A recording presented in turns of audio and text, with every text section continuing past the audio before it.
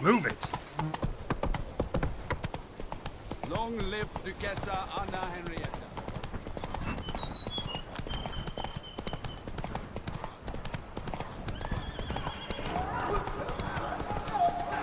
Sounds like a fight. Have to hurry.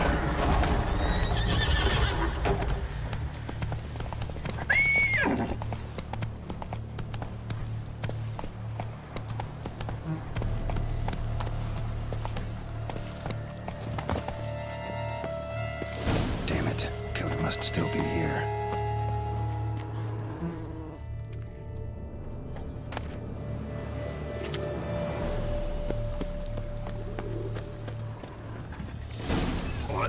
In the cellar. Gotta be.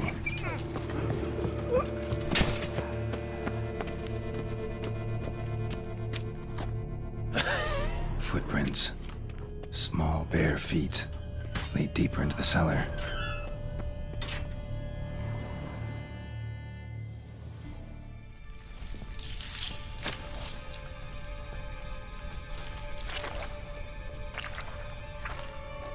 You. Saw you at the inn.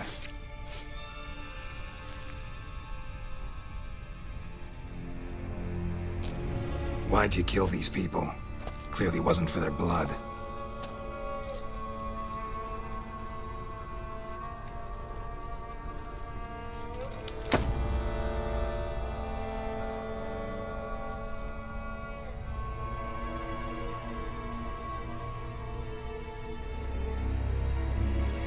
We don't have to fight.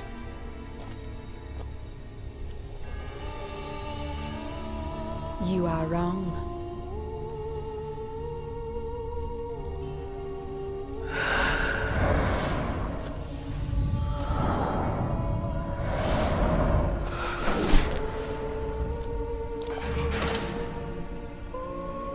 I cannot let you leave. Damn, you're ugly.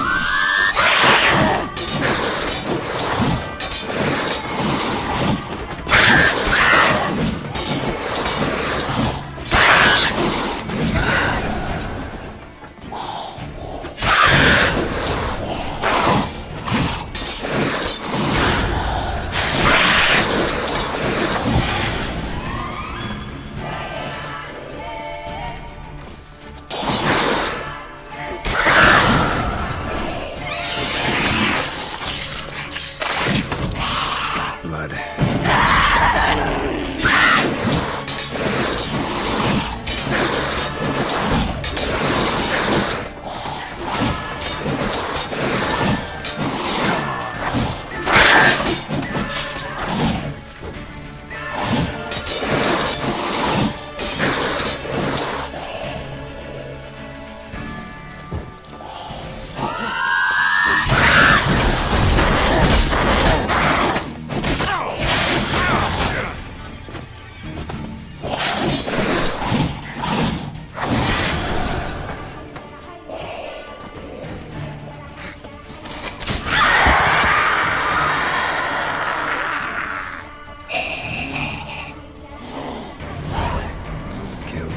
Men to get to the body. What was she doing at the table, though?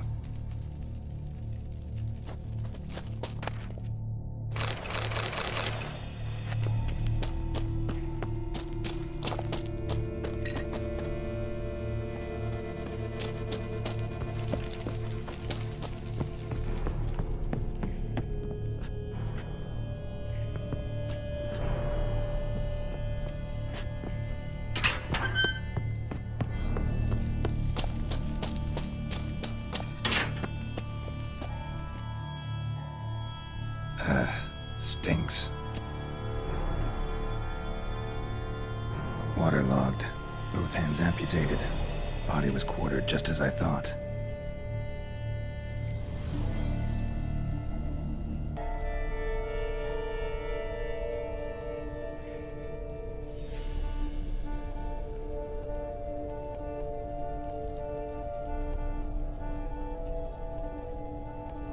Laid in water for some time. Head swollen, and something took a few bites out of it. Something in the throat. A pouch, bulging with coins. Nilfgaardian florins, from several different provinces. If the murderer did this, means we're dealing with a sentient thinking beast.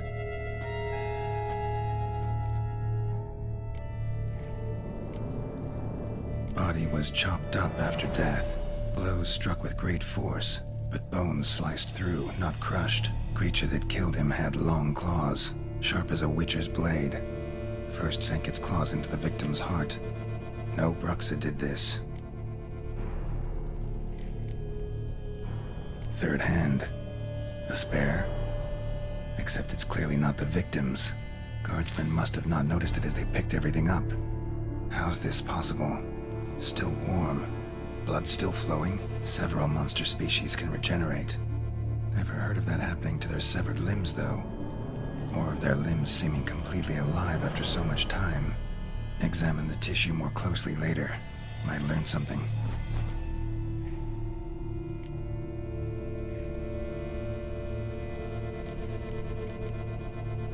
So, murderer was clearly a monster, but not a Bruxa. But then why'd the Bruxa come here for the severed hand? And who does the hand belong to? Why the hell's it still warm? Now, pouch shoved down the victim's throat. What's the significance? And why was he chopped up into pieces? Lots of questions, no answers so far. Need to know about the other victims. I'll ask Palmerin to get me in to see the Duchess.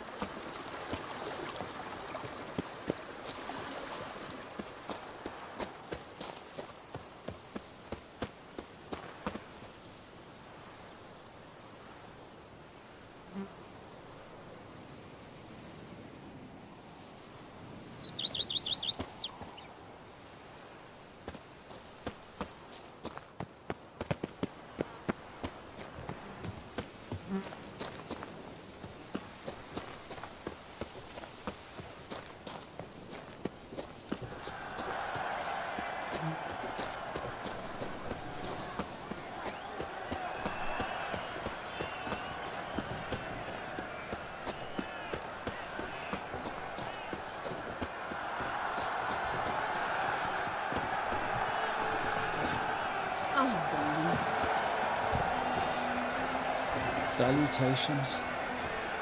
In need of advice? Salutations. Do you know the colors I would see on the top?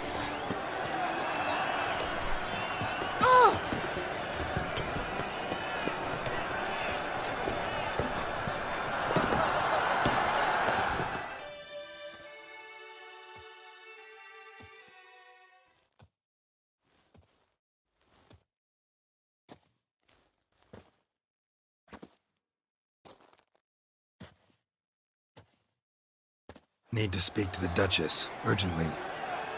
All right, you scamps. Story's done.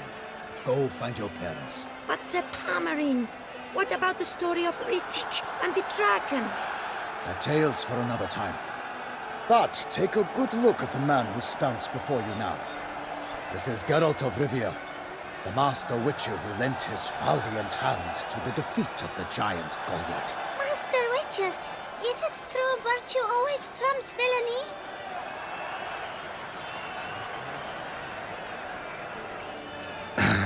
Yeah. Virtue always wins. But the Black Knight, he's a villain and he wins. The cutter of Casteldacia, too. Moral victory. That's what counts. Rubbish. Now, that will do for questions. Go find your parents. Her Enlightened Highness has doubtless arrived at the tourney grounds to watch the battle in the arena. If we hurry, we'll be in time to speak with her before the spectacle begins. Lead the way.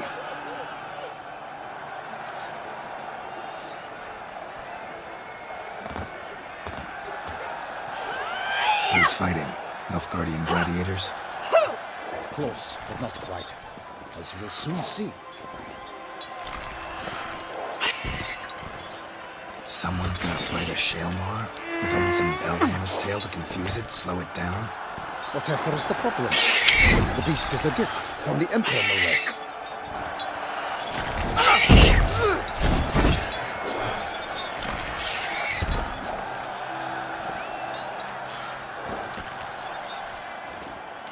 Shouldn't torment the beast. How would you like to be dumped in an arena, blindfolded with a string of bells dangling from your ass? Pity a monster. You, a witcher. I slay monsters who are a threat to humans. You're out to humiliate one to entertain a crowd. No knight will gain any glory from this.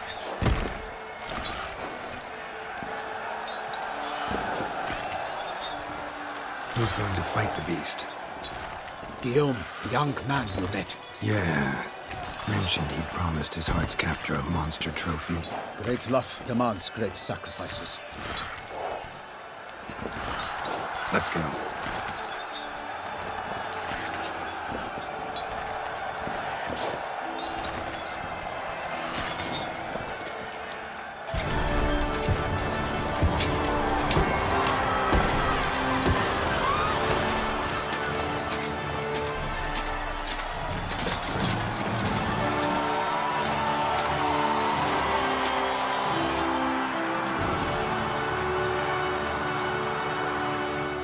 I dedicate my imminent victory to fair Lady Vivian.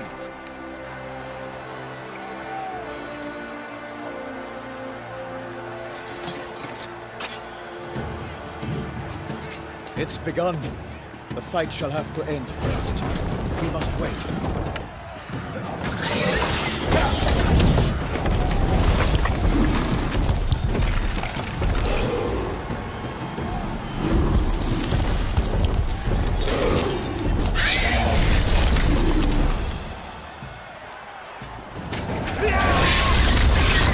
Got a bad feeling about this.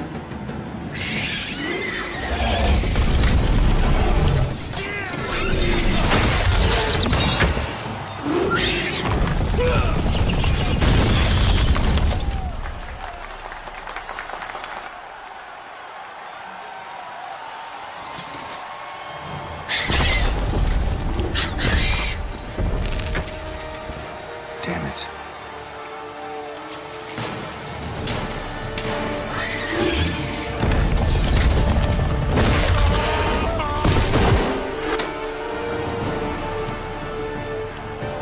We have to help him.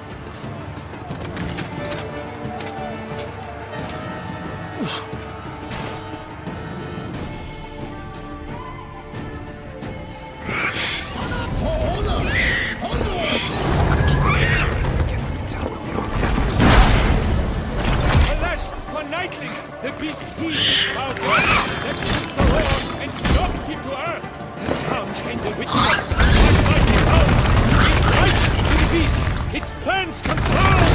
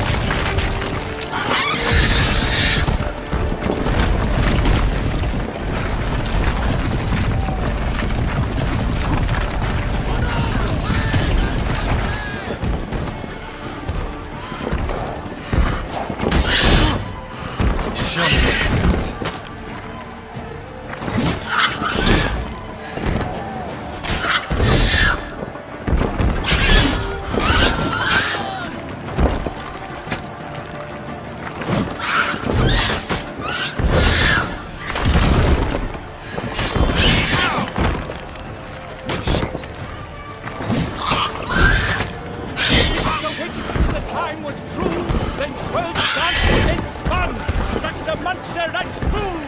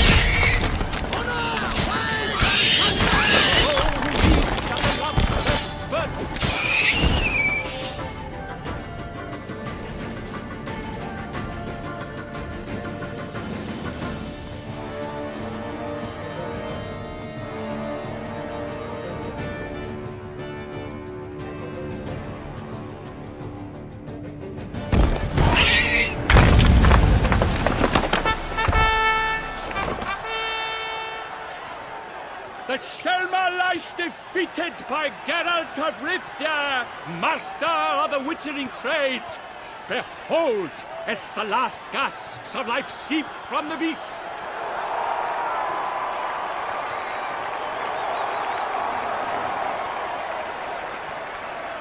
Master Geralt, do what you must. Finish the deed!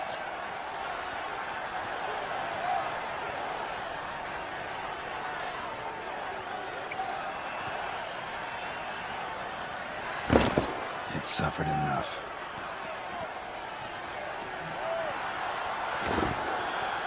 The monster lies slain!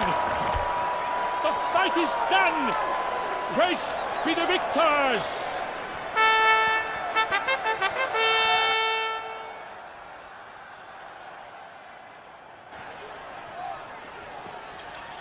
Guillaume? The lad came damned close to dying. I'm fine.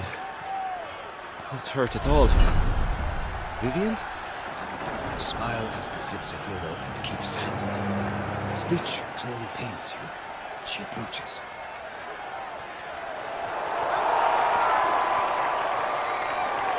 Geralt. We must talk. Vivian. You shall talk later, in the medic's tent. Geralt, magnificent, breathtaking. Your Grace. We knew that to summon you was a brilliant idea. We are delighted, ravished to have struck upon it. And I'm truly honored. See to our young hero. Hop, hop. For we must make off with Geralt. We should talk. We had been long awaiting your arrival. Had nearly lost hope. Then suddenly, that entrance, so spectacular.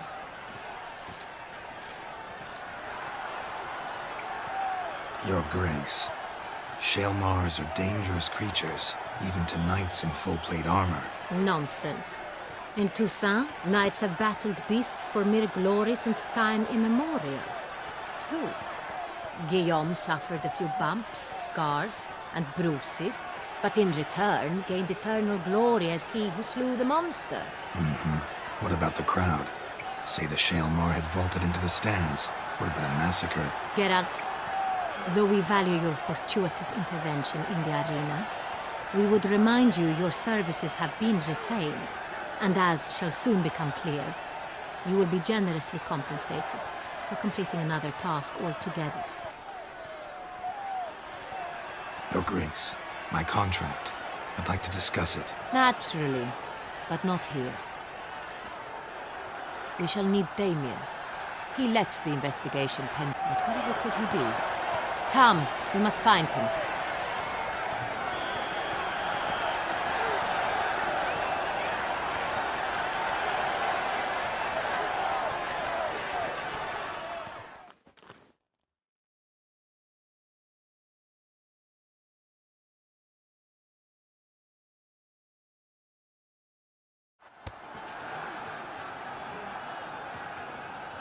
Tell us, have you come alone?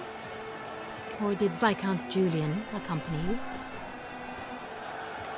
Wish to see Dandelion, Your Grace? Yes. I mean, no. Yes. But solely to tell him we regret. Yes, deeply regret rescinding the death sentence we so justly handed down upon him. If we could turn back time, we would make certain he sat in a tower till he rotted. No, we would ensure he was broken on the wheel, then drawn, hanged, and quartered.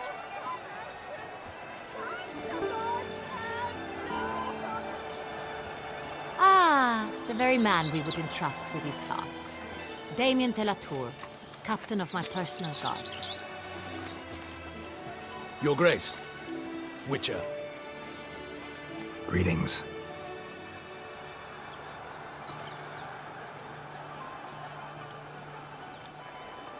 Sorry to have to tell you, but the guardsman handling the last victim's body... I know already.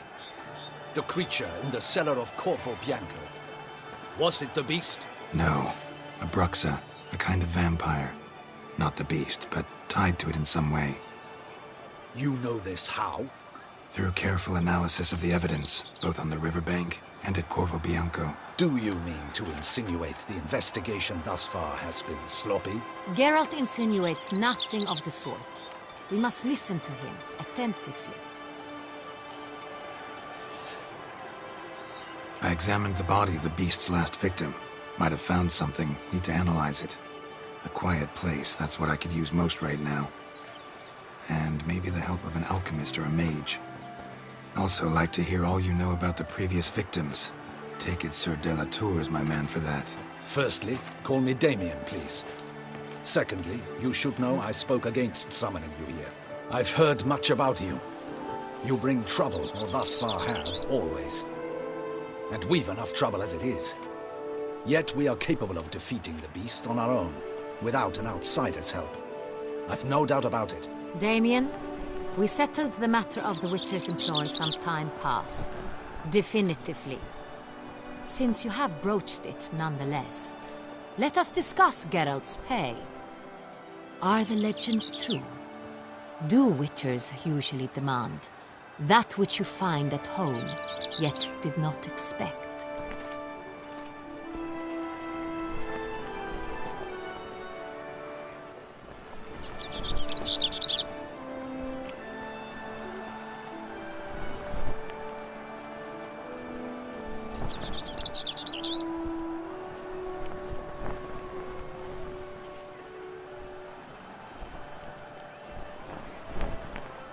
Not quite, Your Grace. Law of surprise, it's something we invoke at times, but rarely.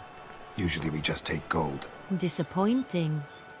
This law sounds rather romantic. On the other hand, on returning to the palace, we would likely find impatient petitioners or a set of sample fabrics for a new dress. Poor rewards both. I fear you'd not have much use for any of the surprises we are likely to come upon. Thus we've decided you shall receive the deed to a vineyard, Corvo Bianco, and the sum of coin. You will doubtless consider this adequate. Title to the vineyard shall be given to you at once. Surely you'll need lodgings while you hunt. The coin, however, will be yours only once you have slain the beast. Lovely, generous gesture, Your Grace. But Corvo Bianco, isn't it the Duchy's temporary morgue? Is it now? The Chancellery's bungled things again, we fear. Not to be left unsupervised for one instant. Yet, in its mood, a morgue should present minimal problems to a witcher. What's more, nothing enhances a wine's reputation better than a grim legend. Thank you, Your Grace. I accept the contract, of course. But as I said before, I'll need some information. How'd it start? Who was the first victim? Crespi was the first to die. He was famed once for his many glorious tournament victories. Then he grew old, hung up his sword, and took to winemaking. Crespi was not loved by the wine merchants. He was ruthless in business and thought to cheat many a time. He asked us for a dispensation from all court ceremonies. We did not grant it. We could not. Once you've taken the oath of a knight, you remain a knight till death. How'd he die? Where'd they find the body? Quite unusual, the circumstance. He was at a feast when suddenly one of his fellow feastgoers noticed he was missing. The town watch found him an hour later. On his hands and knees, propped against the town pillory, his sword hanging from his neck. He had died of wounds inflicted with claws, not a weapon. Blows of great force. So he died suddenly, but the body was on its knees, meaning someone posed it. So it seems. Second murder. Tell me what you know. In the city there are certain nooks. No one reasonable ventures there after dark. Ramon Dulac's corpse was found in one such place. With the first murder, terror gripped the city. Its inhabitants grew wary, kept to safe areas. Consequently, news of the second victim came to us from a group of concerned cut-purses. Criminals fear the beast? Telling in a way. Take it you've excluded the possibility that Ramon died at the hands of these bandits. Do you believe me an amateur? Not hands, but claws killed Ramon Dulac. The wound was deep, clean. His body was found in a gutter, dressed in nightshirt and cap, a pillow placed under his head, and his sword replaced by a bed warmer. Ramon Dulac, a knight who but a dozen years past was an advisor to our father, the Duke. Someone went to a lot of trouble to make him look ridiculous. Maybe revenge was the motive. It's not out of the question. Dulac had shady dealings with the criminal underworld, but no one ever came forth with concrete proof of any misdoings. So, first two victims were knights, best years behind them. The same could be said of the third. Sir Delacroix was wont to claim that in modern times knights face new challenges, enterprise being the latest addition to the chivalric virtues. He made a veritable fortune in the grain trade. Palmerin even nicknamed him Sir de la Stinchi. Found a coin pouch on his body. Contained florins dating from various times, hailing from different provinces of the Empire. Delacroix loved coin, true, but had no patience for numismatics. Lots of similarities between the victims. All the bodies were found in strange places under extraordinary circumstances. Seems the murderer, whoever or whatever it is, has some meaning to convey. These were honorable men. We are horrified by the disdain, the disrespect with which they were treated. These were knights of Toussaint. Blast it. Might be the point. From what you say, none was a model of virtue. Ever considered that's what the beast's trying to draw attention to? All the murdered men were knights who swore fealty to the 5 chivalric virtues. And even if the... Knights of Toussaint swear fealty to what virtues exactly? Honor, wisdom, generosity, valor, and compassion.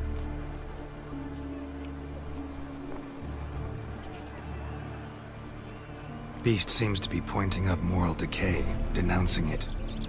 Victims were all humiliated. Might have been murdered to emphasize their lack of specific chivalric virtues. Honor compromised by the pillory. Wisdom by ridicule. Generosity by a coin pouch shoved down a throat. It seems to fit, true, though not perfectly.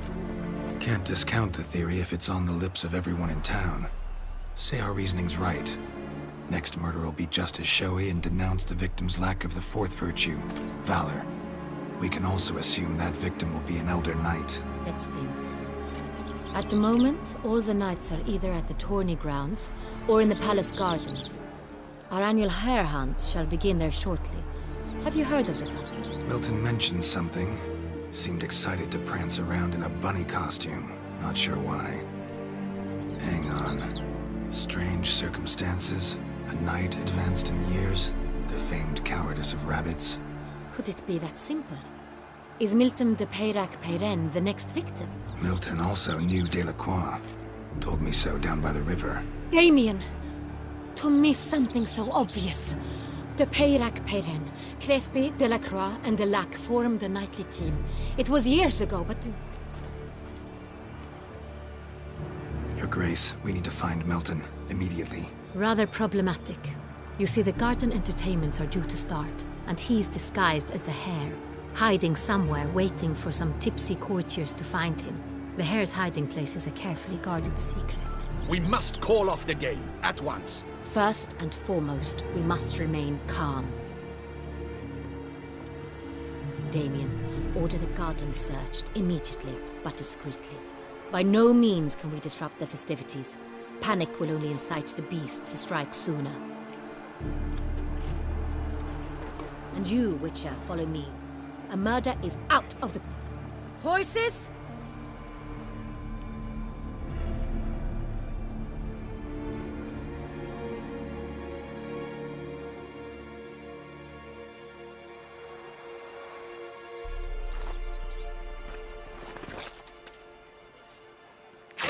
Your Grace!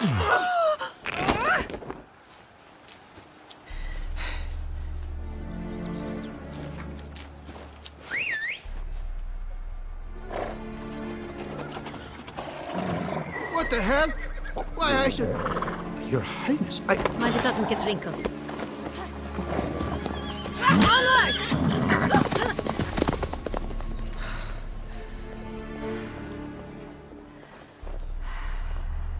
Hey! That is silk! Be careful! Give it to me!